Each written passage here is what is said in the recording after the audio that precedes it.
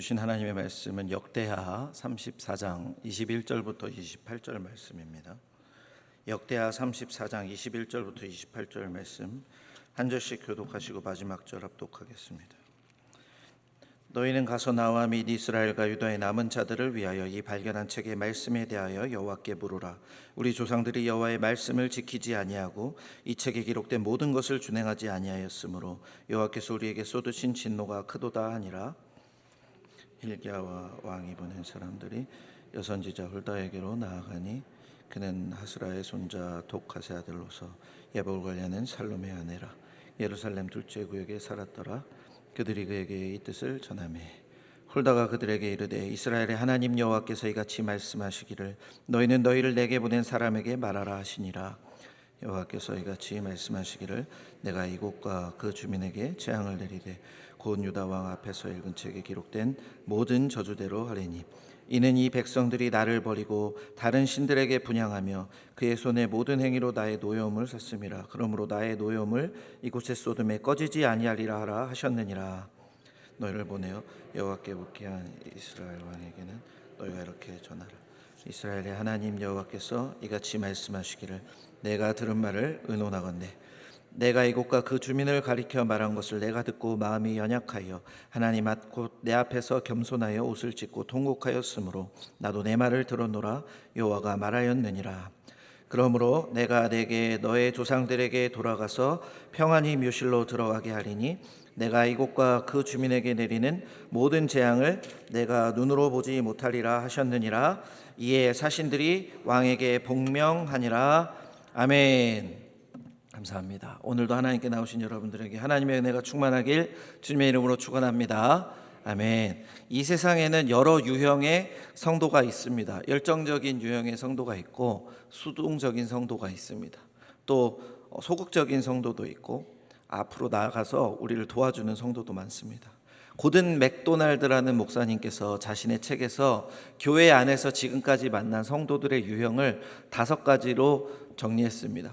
개역 증보판 새로 나온 책에는 7가지가 되어 있는데 일단 5가지만 보도록 하겠습니다. 5가지 보여주세요. 네, 첫 번째는 VRP, Very Resourceful People입니다. 그러니까 뭐냐면 정말로 자원이 많고 생산적인 사람, 목회자에게 영감을 주는 사람, 신뢰할 수 있고 헌신하는 사람, 타인을 잘 인도하고 도와주는 사람입니다. 사역의 열정에 불을 붙이고 사역의 결과를 내는 사람, 긍정적인 결과를 내는 사람, 어려운 시간에도 긍정적인 말을 하고 서로 도와주며 어려운 난관을 잘 타게 할 수 있는 사람입니다. 거의 교역자를 돕는 교역자 수준의 리더를 의미하는데 우리 교회로 치면 각 교구 교구장님들이실 수 있고 또 각 부서 부장 선생님들일 수 있겠죠. 또 중직자들일 수 있습니다. 두 번째는 VIP, 우리가 잘 아는 VIP입니다. 아주 중요한 사람, 소중한 사람을 얘기하는데 이 사람은 사역의 가치를 나누며 동역을 하고 제자를 길러낼 수 있는 사람입니다. 이들은 목회자와 함께 열정을 나누고 사역 비전을 나누고 조직을 살리는 데 헌신하는 사람입니다. 영적인 파트너라고도 합니다. 세 번째는 가운데 트레이너블이라고 해서 훈련을 할 수 있는, 훈련에 뛰어드는 사람, 교육과 훈련에 열정적으로 참여하는 사람을 말하는 것입니다. 교육자와 리더가 에너지를 많이 공급해줘야는 하지만 이들은 교회에서 있는 모든 활동과 훈련과 봉사와 섬김과 전도에 열심으로 참여하면서 은혜를 얻으려고 하고 결국에는 이들이 성장해서 앞서 말한 첫 번째, 두 번째 리더로 성장해 나가더라. 네 번째, 5번째가 문제입니다. 네 번째는 뭘까요? Very nice people. 아주 나이스한 사람입니다.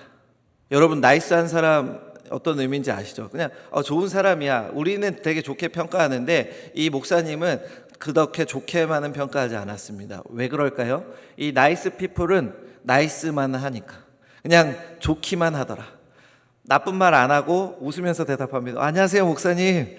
이거 같이 하면 좋겠어요. 제가 상황이 어려워서 못하게 됐습니다. 죄송합니다. 아주 나이스하죠. 그런데 참여하지 않고 그 자리에 머물러 있습니다.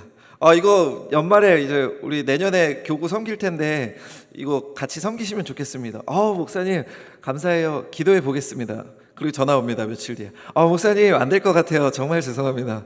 정말 나이스하죠. 그런데 변화는 없습니다. 성장하는 경우도 가끔 있지만 머물러 있는 경우가 많습니다. 사역에 동참하고 헌신하려는 것이 아니라 교회의 예배와 교육을 통해서, 교회의 어떠함을 통해서 내가 무엇을 받으려는 경향이 크다고 합니다. 다섯 번째는 드레이닝, 뭘 빨아들인다는 뜻인데, 흡수한다는 뜻인데, 에너지를 소모시키는 사람, 교역자와 리더의 에너지를 소모시키는 사람입니다. 이들은 부정적인 영향을 줍니다. 표정이 안 좋습니다. 자주 말을 오해합니다. 다른 사람들에게 말이나 행동으로 실수합니다. 조직이 긴장되게 만듭니다. 그래서 개인적인 상담과 신방을 많이 하긴 하는데 변화가 일어나진 않고 교역자는 점점 힘들어집니다. 그렇기 때문에 이런 존재가 많으면 조직이 수동적이고 부정적이 되고 뭔가 경직되고 리더는 활력을 잃습니다. 4번과 5번 유형이 부정적으로 보이지만 이 4번과 5번 유형이 언젠가는 성장할 수 있는 가능성은 있죠. 그런데 대체로 어떻게 될까요? 은혜를 받지만 흘려보내지 않는 존재.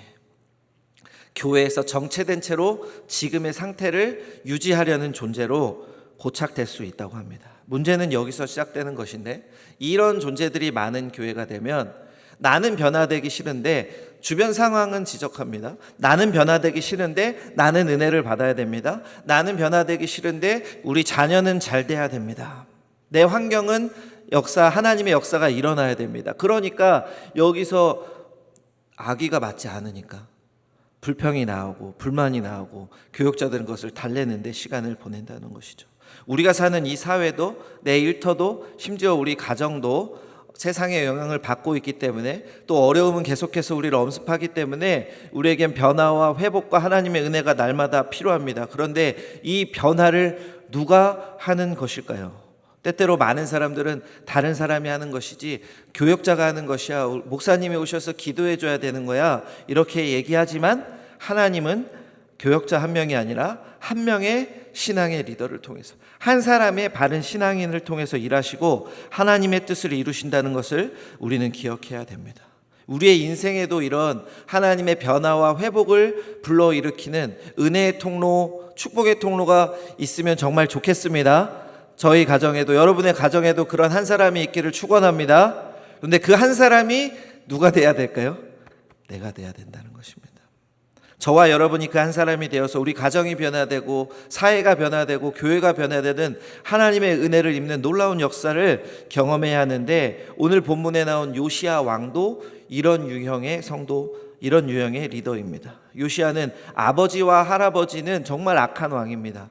하나님을 멀리하고 이스라엘 전체가 하나님께 대적하게 하고 이방신을 섬기게 만드는 정말 악한 왕인데, 요아스는 그와 달리 요시야는 이와 달리 다윗의 길을 걸었던 왕으로 평가받습니다. 그리고 이스라엘을 회복시킨 왕으로 평가받고 있습니다. 하나님의 놀라운 선택을 받아서 하나님께서 이스라엘을 회복시키는데 사용한 중요한 한 사람인 것이죠.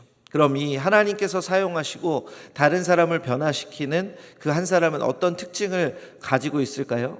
그 몇 가지를 알아보려고 합니다. 첫 번째, 하나님의 뜻을 이루는 한 사람, 하나님의 사용을 받는 그 한 사람은 하나님의 말씀이 삶의 기준인 사람입니다. 8절 보니까 율법책이 발견되었습니다. 그런데 그 율법책이 발견된 것이 요시야 통치 18년째, 요시야의 나이 25살 때입니다. 8살 때부터 통치를 했으니까 18년째가 되면 26살이 아니라 25살이 되는 거죠. 성전 수리를 하는데 돈이 헌금이 모여져 있었습니다. 그 돈을 꺼내려고 할 때 그곳에서 율법책이 발견됩니다. 그 율법책을 학자들은 신명기일 것이라고 많이 얘기합니다. 죄와 벌, 하나님의 벌이 많이 언급되었기 때문에. 그런데 이 율법책의 내용을 듣고 요시야가 자신들의 조상들이 하나님 말씀대로 살지 않았구나라며 너무 슬퍼합니다. 그런데 동시에 요시야는 본문엔 나오지 않지만 자신의 죄도 발견했을 것입니다. 왜냐하면 요시야가 왕이 되어 18년이 되도록 그 신명기 말씀, 신명기로 추정되는 율법책의 말씀을 듣고 묵상한 적이 없기 때문에 자신에게도 잘못과 허물을 발견하였을 것입니다. 그러니 그는 오늘 발견된 이 율법책의 말씀을 통해서 자신과 이스라엘 그 조상들의 전체의 죄를 깨닫고 민족의 위기 앞에 하나님께 슬퍼하며 애통하며 회개한 것이죠. 그런데 이 요시야의 마음을, 요시야의 행동을 하나님께서 27절 말씀에서 이렇게 평가하십니다. 상반절입니다. 내가 듣고 마음이 연약하여 하나님 앞 곧 내 앞에서 겸손하여 옷을 찢고 통곡하였다. 그는 하나님의 말씀 앞에 겸손했습니다. 하나님이 주인이심을 깨닫고 그것을 알고 하나님 말씀대로 살려는 자세가 있습니다. 그리고 그의 마음이 연약했습니다. 이것은 마음이 부드럽다와 비슷하게 생각하면 됩니다. 원래는 두려워한다, 겁내다는 의미가 있지만 하나님 말씀 앞에 마음이 부드럽다. 하나님의 말씀으로 나 자신을 내려놓을 수 있고 하나님 말씀대로 판단하고 행동할 수 있다는 것이죠. 그런데 생각해 보면은 이 하나님의 말씀대로 사는 것, 하나님 말씀대로 판단하는 것은 너무나도 당연한 일이죠. 그렇죠? 우리 성도들에게 이것은 아주 기본입니다. 그런데 하나님께서 왜 이것을 굳이 콕 집어서 평가하셨을까요? 정말 슬픈 일인데 하나님의 성도지만 하나님의 말씀대로 살지 않는 사람이 더 많기 때문입니다. 하나님의 말씀을 기준으로 삼고 하나님의 말씀으로 판단하고 행동하는 이가 적기 때문에 그동안 북이스라엘과 남유다의 수많은 왕들과 귀족들, 제사장들, 서기관들, 하나님을 섬기는 레위인들, 그리고 많은 성도들이 있어 왔지만 하나님 말씀대로 산 사람은 거의 없었습니다. 목이 뻣뻣하고 마음이 단단해서 하나님 말씀을 듣지 않습니다. 하나님은 그들이 너무나도 안타까워서 선지자를 보내서 하나님의 마음을 전하고 돌아오라고 했는데 그들은 듣지 않습니다.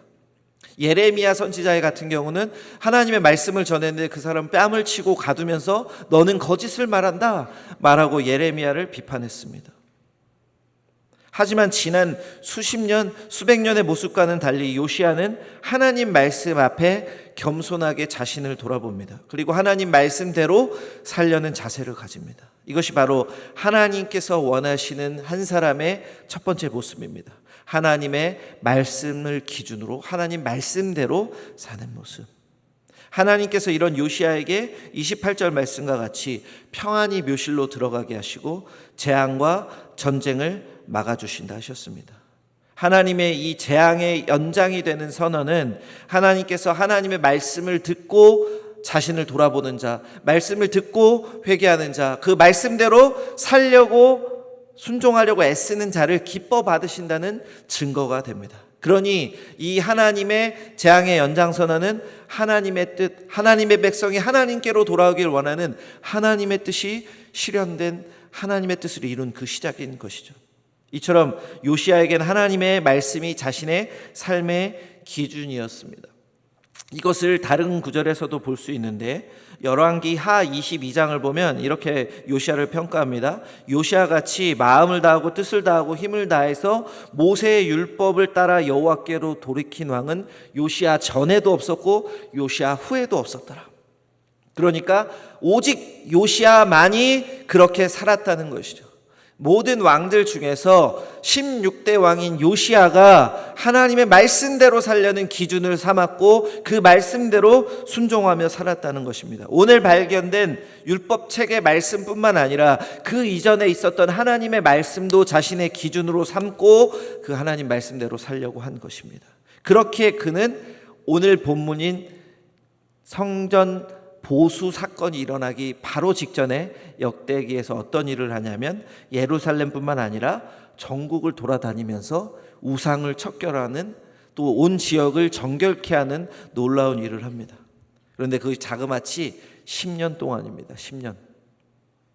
그러면은 요시야 왕이 아주 어렸을 때 15살, 16살 정도 되었을 때부터 우상을 부수고 다녔다는 것인데 하나님께서 요시야 한 명을 통해서 우상 가득한 이스라엘의 회복을 허락하시고 오늘 또 성전이 보수되게 하시고 하나님의 말씀을 찾고 그 말씀대로 사는 놀라운 은혜를 허락하셨다는 것입니다. 저와 여러분은 어떻습니까? 하나님의 말씀이 삶의 기준이십니까?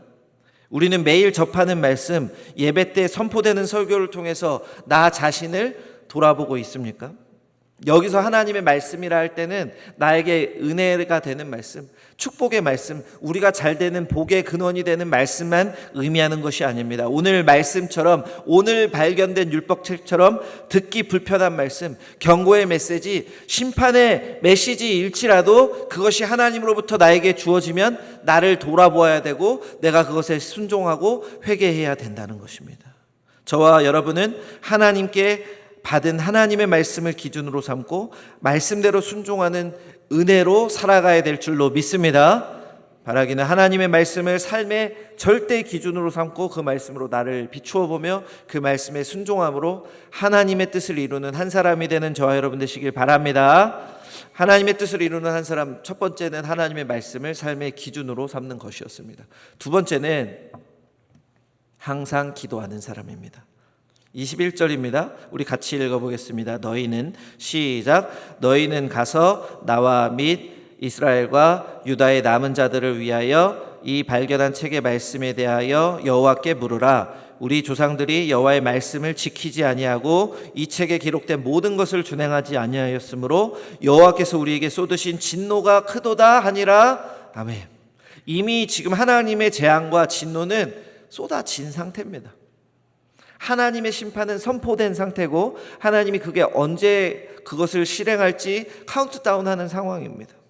요시야는 그것을 깨달았습니다. 그러면은 일반적인 사람이라면 어떻게 해야 될까요? 어떡하냐 큰일 났다. 우리 큰일 났다. 방법을 찾고 비책을 찾아야 되는데 요시야는 그 행동 앞에 또 논의하기 전에 무엇을 합니까? 하나님께 물어보라고 합니다. 훌다 선지자에게 율법책의 내용에 대해서 재확인합니다. 이 내용이 맞습니까? 이 심판이 임합니까? 이것을 피할 길은 없을까요? 하나님께서 취소하는 다른 결과를 주시진 않을지 그 은혜를 구하는 마음으로, 긍휼을 구하는 마음으로 하나님께 여쭤본 것이죠. 24절과 25절 보니까 안타깝게도 하나님께서 이스라엘의 심판을 무조건 내리실 것이라 말씀합니다. 이스라엘이 하나님이 아니라 이방신을 그 선선대 왕 때 이미 행했기 때문에 하나님께서 진노를 멈추지 않으실 것이라고 합니다. 그런데 희망의 메시지가 26절부터 28절인데 하나님은 26절부터 28절에서 훌다를 통해 요시야에게 이 재앙을 요시야는 당하지 않을 것이라 말씀하십니다. 26절에 내가 들은 말을 의논하건대는 하나님이 의논했다는 것이 아니라 너희가 들은 말씀에 대하여라고 해석을 해야 됩니다. 너희가 들은 말씀에 대하여 나에게 물어보았는데 내가 응답해 주겠다 이것입니다. 하나님께서는 요시야가 이미 들은 그 심판의 메시지에 대해서 훌다를 통해서 물어보니까 훌다 선지자를 통해서 요시야에게 응답을 주셨는데 그 응답이 심판은 반드시 임할 것이다. 그런데 너가 살아있는 날 동안에는 임하지 않을 것이다. 너가 그것을 살아서 보지 않을 것이다. 너는 평안히 묘실로 들어갈 것이다. 하나님께서 기도로 여쭤본 요시야에게 응답을 주셨다는 것입니다. 그런데 여기서 요시야의 기도에 대해서 한 가지 더 살펴보아야 되는데 그것은 27절입니다. 제가 읽겠습니다. 내가 이곳과 그 주민을 가리켜 말한 것을 내가 듣고 마음이 연약하여 하나님 앞 곧 내 앞에서 겸손하여 옷을 찢고 통곡하였으므로 나도 내 말을 들었노라 여호와가 말하였느니라. 하반절을 봐야 됩니다. 나도 내 말을 들었노라. 그러니까 본문에서 언급되진 않았지만 요시야가 옷을 찢고 회개하고 통곡하며 애통하는 마음으로 나라와 민족을 위해서 기도했다는 것을 하나님께서 대답하시는 것에서 우리는 알 수 있는 것입니다. 나도 내 말을 들었노라. 너가 나에게 한 말을 내가 들었다. 너가 마음이 연약해지고 마음이 부드러워지고 겸손함으로 나의 율법책의 말씀을 듣고 기도했으니 나도 내 말을 들었다 말씀하신 것입니다. 요시야가 하나님의 심판 앞에 회개하고 애통하며 기도하자 하나님께서 그 말을 들었다 말씀하십니다. 27절에서 반복적으로 사용되는 말은 듣다입니다. 요시야가 하나님의 말씀을 부드러운 마음으로 들으니 하나님께서도 요시야의 기도를 들으셨다는 것입니다. 이것은 하나님께서 요시야의 기도 요청을 그냥 들었다는 것에서 그치지 않고 요시야의 기도에 응답하신다라는 의미로 해석해야 되는 것입니다. 응답과 결과를 허락하신다는 것입니다. 요시아는 훌다를 통해 물은 것과 동시에 애통하는 마음으로 회개하며 하나님께 나라와 민족을 위해서 기도한 것이죠. 그러자 나라와 민족을 자신을 불쌍히 여기길 간구하는 그 기도에 하나님께서 내가 너의 말을 들었다, 들으시고 응답하신다는 응답을 주신 겁니다. 그 응답은 정해진 재앙을 넘기는 은혜입니다. 28절에서 평안히 묘실로 들어가게 하시어 재앙을 맞지 않고 죽을 것인데, 중요한 것은 28절 하반절에 내가 이곳과 그 주민에게 내리는 모든 재앙을 내가 눈으로 보지 못하리라 합니다. 내가 눈으로 보지 못하리라. 이것은 무엇을 의미할까요? 요시아가 이스라엘과 백성들이 겪는 재앙을 보지 못한다. 이것은 다시 말하면 요시아가 살아있는 동안에, 혹은 요시아가 눈을 감는 그 순간까지는 재앙이 내려지지 않을 것이라는 의미인 것이죠. 다시 말하면 요시아가 살아있는 동안에는 재앙이 연기된다는 것입니다. 요시아의 겸디함과 겸손함과 기도를 통해서 이스라엘에 대한 재앙이 연기된다는 하나님의 응답을 받았는데, 이것이 바로 하나님의 뜻이 실현된 것입니다. 왜요? 하나님은 무서운 공의 하나님, 이스라엘의 죄를 심판하시고 죄를 없이 하셔야 되지만 동시에 사랑의 하나님이셔서 하나님이 택하신 이스라엘 백성, 하나님의 언약 백성은 살리시고 지키시고 끝까지 이끄시길 원하시기 때문에 요시아처럼 하나님의 말씀 앞에 간구하는 사람, 하나님의 말씀으로 회개하는 사람, 하나님의 말씀으로 살기 원하는 사람을 기다려 오신 것이고, 오늘 드디어 요시아가 훌다 선지자를 통해서 또 자기가 애통하며 하나님께 기도하자 하나님께서 너가 살아있는 동안에 그 재앙이 임하지 않을 것이다. 재앙이 임하는데 너만 빼줄 게가 아닙니다. 하나님이 대적을 통해서 이스라엘을 치실 건데, 요시아야 너만 피하게 해줄게, 이 말을 주는 게 아니라 요시아 너가 사는 동안에는 이스라엘의 그 재앙이 임하지 않을 것이라고 말씀하시며, 하나님의 사랑의 손길이 이스라엘에게, 지금 하나님의 공의의 심판이 선언된 그 상황 속에 하나님의 사랑이 임하는 놀라운 역사를 경험하게 되었다는 것입니다. 이것은 구약의 다른 선지서의 내용과 동일합니다. 하나님은 심판을 말씀하시면 너 벌한다, 너 죽는다, 너 죽어, 진짜 큰일 나. 하지만 선지자를 통해 무엇을 말씀하십니까? 돌아오라, 회개하라, 나에게 돌아오면 돼, 돌아오면 되는 거야. 그런데 그 말씀에 순종한 사람은 없었다는 것이죠. 오늘 본문의 요시아 외에는 하나님께로 돌이킨 사람이 거의 없다는 것이 슬픈 현실입니다. 재앙이 선포된 이 상황에도 모든 행동에 앞서서 하나님께 꿇어엎드려 기도하고 하나님의 뜻을 구하는 요시아에게 하나님께서 하나님의 사랑이 실현되는 하나님의 뜻을 이루어 주셨다는 것을 우리는 기억해야 됩니다. 이 세상은 우리에게 무엇을 말합니까? 대비하라고 합니다. 준비하라고 합니다. 세상이 많이 바뀌니까, 빨리 바뀌니까 그것을 배우라고 하고 쫓아가라고 합니다. 노후가 불안하니까 저축하라고 하고 재테크하라고 합니다. 그런데 그 말을 따라가다 보면, 그 세상의 변화와 공부와 변혁에 쫓아가다 보면 누구를 잊어버립니까? 하나님을 잊어버리고 하나님께 기도하지 못하게 됩니다. 우리가 지금 공부하고 있는 구역 성경 공과에서 오늘 다윗이 사무엘하 2장 첫 번째에서 사울이 죽었다는 소식을 듣고 사울의 애도를 한 다음에 무엇을 합니까? 하나님께 기도합니다. 하나님, 다시 유다로 돌아가도 될까요? 하나님, 내가 들어가면 어디로 가야 될까요? 하나님의 응답을 받고 헤브론으로 들어가죠. 그런데 그 앞에 있는 사무엘상 27장 1절에서는 어떻게 말합니까? 내가 가만히 있으면 사울이 계속해서 나를 치고 나는 분명히 잡힐 거야. 그러니까 블레셋으로 도망가야겠다. 다윗 스스로 생각하고 결정하였습니다. 우리는 사무엘하 2장의 다윗처럼 모든 행동에 앞서 하나님께 기도해야 될 줄로 믿습니다.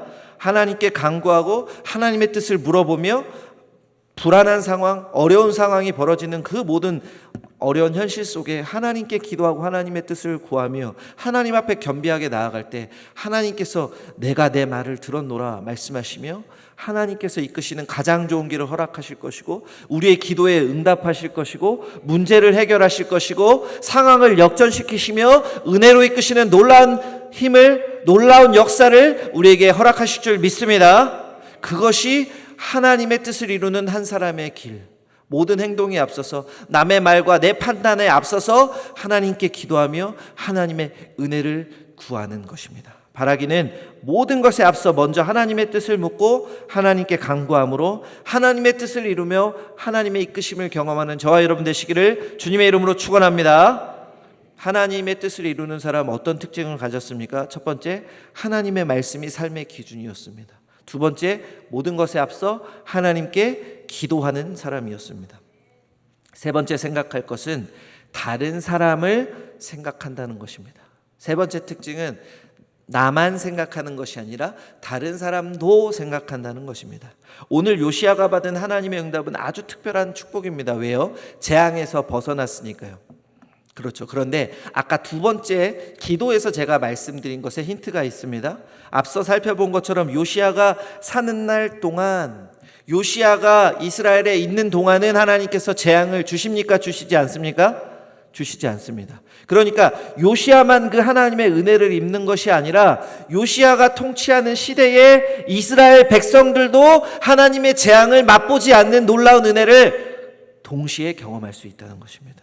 그러니까 이스라엘이 안전하니까, 요시야로 인해서 이스라엘이 안전하게 되는 아주 특별한 축복을 얻게 된 것이죠. 이는 예레미야 5장 1절에서 말씀하시는 하나님의 말씀과 맥을 같이 합니다. 하나님께서 예레미야 5장 1절에서 이렇게 말합니다. 정의를 행하며 진리를 구하는 자를 한 사람이라도 찾아봐라. 그 한 사람이라도 찾으면 내가 지금까지 말한 이 재앙을 취소하고 이 성읍을 용서해 줄게. 근데 너무 슬픈 것은 하나님이 이 말을 주시는 이유는 뭘까요? 그 한 사람이 있다 없다? 없다는 것입니다. 그런데 하나님이 이 말씀을 주시면서 너무나도 가슴 아픈 마음으로 예레미야에게 말하는 거예요. 그 한 사람을 제발 찾아봐라. 그 한 사람을 찾아봐라. 그럼 내가 지금 말한 이 재앙을 선포하지 않고 내가 내리지 않을 거라니까, 이 재앙을 취소시켜 줄 거라니까. 그러니까 한 명을 제발 뛰어다니면서 찾으라고. 그런데 오늘 본문에 그 역사가 일어난 것입니다. 하나님의 말씀을 기준으로 삼는 사람, 하나님께 기도하며 애통하는 사람, 그 요시야 한 명을 통해서 하나님께서 심판을 연기하시는 놀라운 역사가 임한 줄 믿으시길 바랍니다. 요시야뿐만 아니라 이스라엘 성읍 전체에, 예루살렘을 넘어서 이스라엘 전체에 하나님의 재앙이 중지되는, 연기되는 놀라운 역사가 임한 것입니다. 요시야는 하나님께 은혜를 받은 것을 넘어서 요시야를 통해서 이스라엘 백성들이 하나님의 은혜를 받게 하는 은혜의 통로요, 축복의 통로요, 하나님의 사랑을 경험하게 하는 통로가 된 것입니다. 근데 여기서 반드시 기억해야 될 것이 있습니다.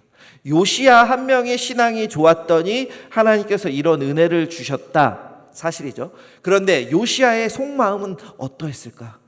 요시야가 자기가 살기 위해서 하나님께 회개하고 기도했더니 하나님께서 이스라엘에 또 응답해 주신 것 아닐까, 이스라엘도 지켜주신 것 아닐까 생각하는 사람들이 덜어 있어 왔습니다. 그런데 요시야의 마음을 잘 봐야 됩니다. 요시야는 이스라엘 전체가 신앙적으로 회복되길 원했습니다.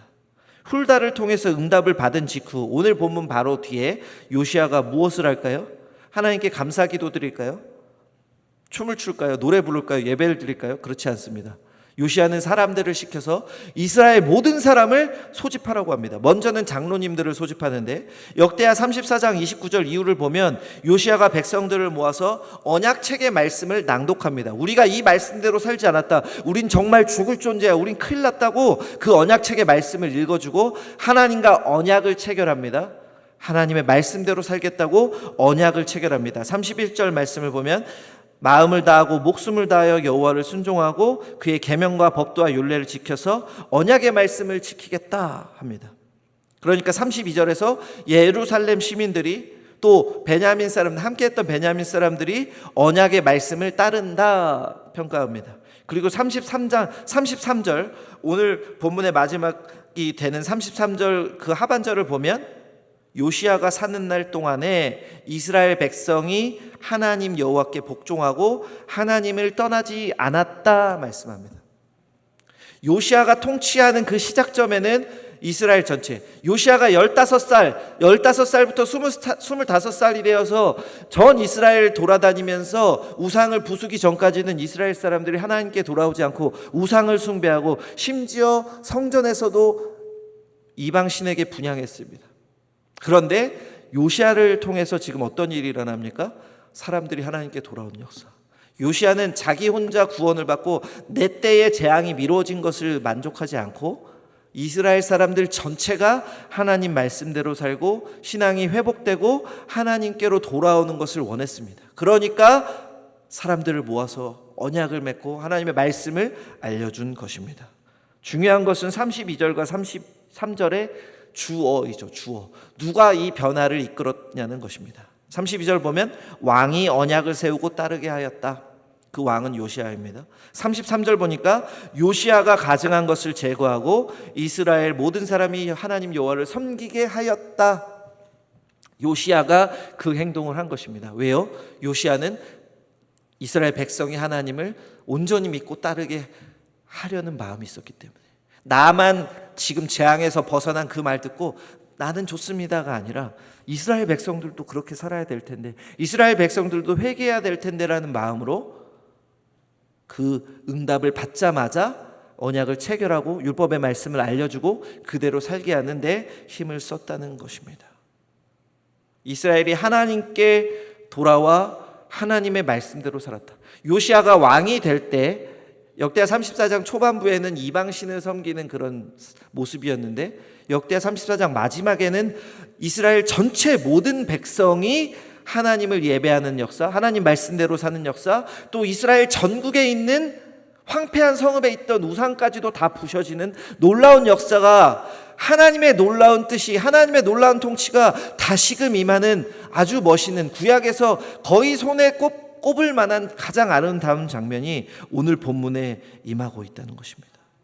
하나님은 무엇을 원하실까요? 이스라엘과 온전히 동행하기를 원하십니다. 하나님이 출애굽시킨 백성, 하나님이 살린 백성이니 하나님과 영원히 함께 하기를 원하고, 솔로몬의 성전에서 하나님의 영광이 임하며 하나님께서 그곳에 거하며 이스라엘을 다스리기를 원하셨습니다. 그런데 이스라엘 잘못으로 하나님의 영광이 떠나고 이스라엘 스스로 하나님을 거부했습니다. 그런데 오늘 본문에서 요시야 한 명을 통해서 요시야의 자신의 안전만 생각하지 않고 백성들까지 걱정하는 그 마음으로 이스라엘 백성이 하나님께로 돌아와 하나님을 예배하는 놀라운 역사가 임하니, 누구의 뜻이 실현된 것입니까?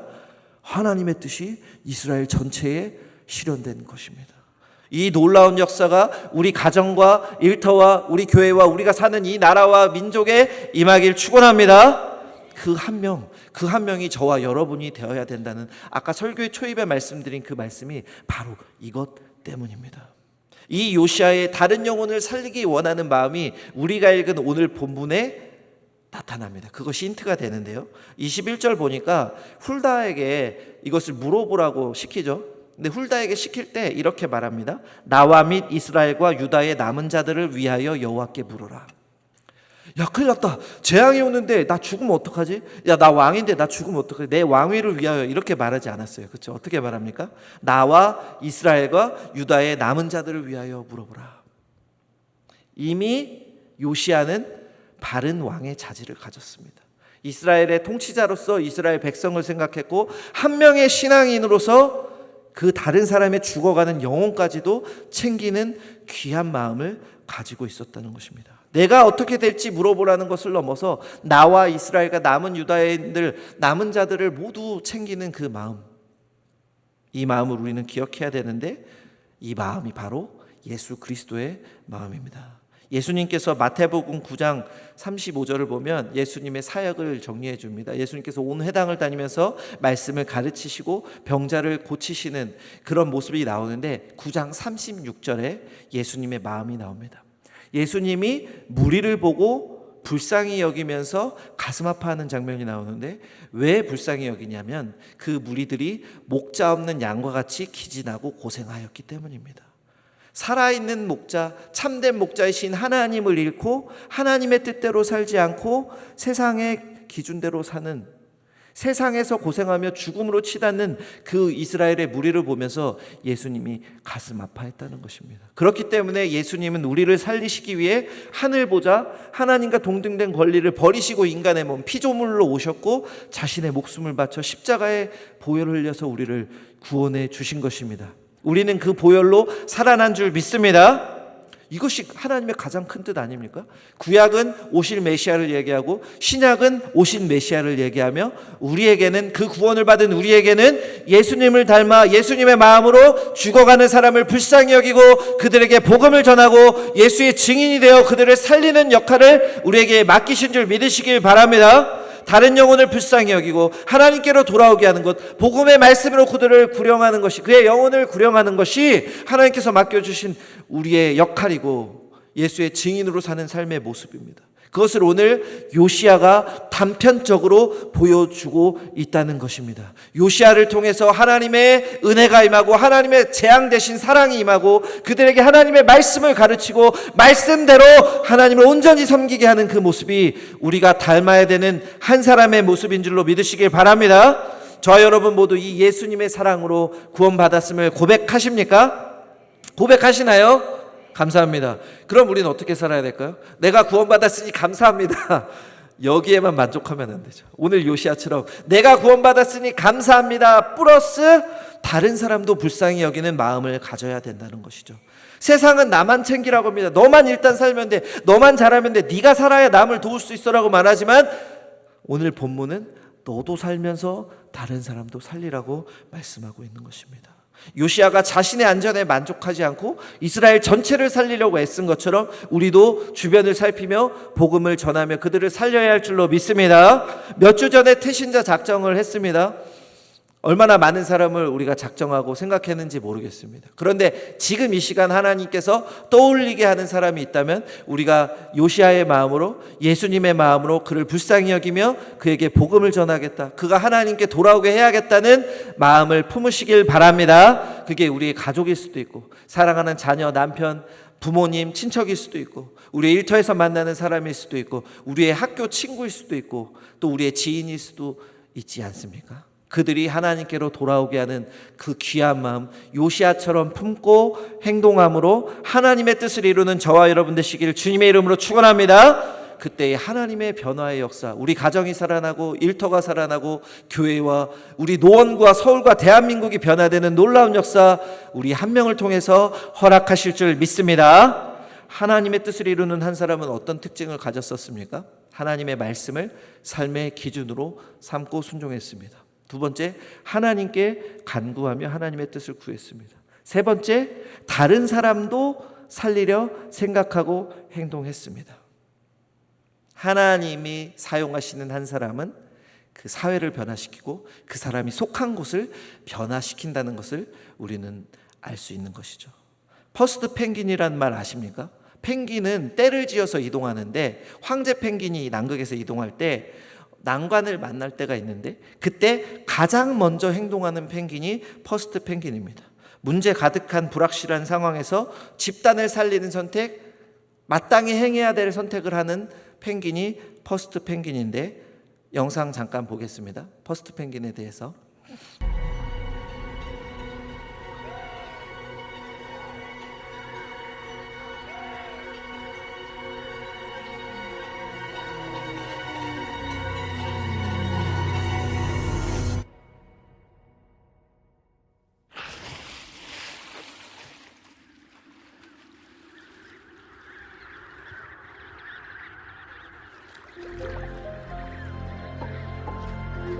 I can't believe that. He's made it.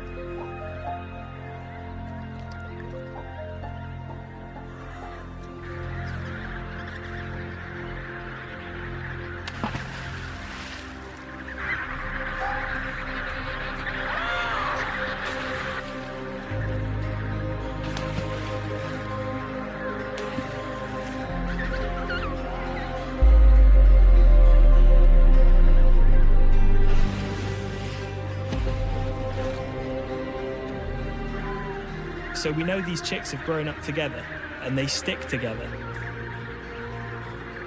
I think a lot are going to start to jump.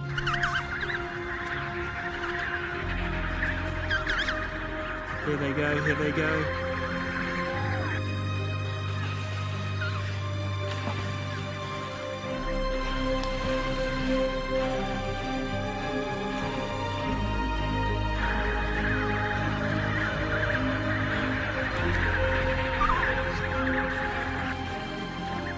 those first brave jumpers seem to give the rest the confidence to follow. Some of them are even trying to flap their wings. 펭귄이 이렇게 떨어졌잖아요. 수영하잖아요. 그러면 그 다음에 어떻게 되냐면 아까 그 절벽에 같이 있던 펭귄들이 이제 같이 뛰어내리는 거예요. 근데 이게 몇 년 전에 1년 전인가 2년 전에 내셔널 지오그래픽에서 인간이 처음으로 이걸 관찰한 거예요. 제대로 이걸 관찰하고 영상으로 남긴 것입니다. 반대편으로 가기 위해서 자기의 살터전을 구하기 위해서 식량을 얻어야 하기 위해서 아니면 나를 쫓아오는 포식자를 피하기 위해서 펭귄이 다른 곳으로 가야 되는데 너무 무섭죠, 그렇죠? 그러니까 처음에는 두려워하고 이 시간이 되게 깁니다. 몇 분 동안, 몇 시간 동안 그 촬영하는 사람이 계속 관찰하고 있는 거예요. 1분 만에 내려간 것이 아니라 수많은 시간을 서로 앞으로 갔다 뒤로 갔다 두려워하고 또 어떤 영상 보면 한 펭귄이 다른 펭귄을 이렇게 잡고 있습니다. 펭귄이 떨어질 것 같으니까 잡고 서로 내려가면 안 돼 이러면서 서로 두려워하고 있습니다. 그런데 우리가 아까 본 퍼스트 펭귄은 어떻게 합니까? 뛰어내려야 할 때를 뛰어내립니다. 우리의 신앙에도 이런 퍼스트 펭귄이 있습니다. 하나님 말씀대로 순종하는 사람, 하나님의 뜻을 구하며 기도해서 하나님의 응답을 얻는 사람, 다른 사람을 살리라는 하나님께서 주신 사명에 순종하는 사람.